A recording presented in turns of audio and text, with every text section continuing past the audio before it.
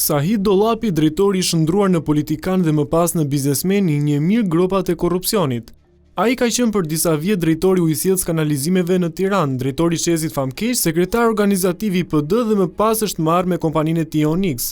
Biznesi i tij përqendrohet tek fondet në shoqëritë e ujësillësve, sidomos në Durrës dhe në Tiranë dihet si në shtëpinë e tij. Janë para të sigurta dhe të përvitshme. Dalemi në qytetin bregdetar. Në vitin 2023 nga keq administrimi dhe shpërdorimet e fondeve, ujësillës kanalizime Durrës falimentoi dhe u krijuar një shoqëri e re. Ishte ndërmarrja më e mbështetur me hua dhe grante nga donatorët. Humbjet e UKD-s u dyfishuan gjatë vitit 2022 duke arritur në mbi 1 miliard lek, afërsisht 10 milion euro nga 535 milion lek që ishin në vitin 2021, sipas të dhënave të raportuara në bilancin zyrtar të dorëzuar në qendrën kombëtare të biznesit. Vendimi për likuidimin e shoqërisë u mor më 18 maj 2023, pasi ndërmarrja ishte zhytur në borxhe dhe nuk kishte më asete, thuhet në vendimin e asamblesë së aksionerëve të shoqërisë. Punëtorët dhe aktiviteti i kompanisë transferohen në një tjetër shoqëri me të njëjtat zyra.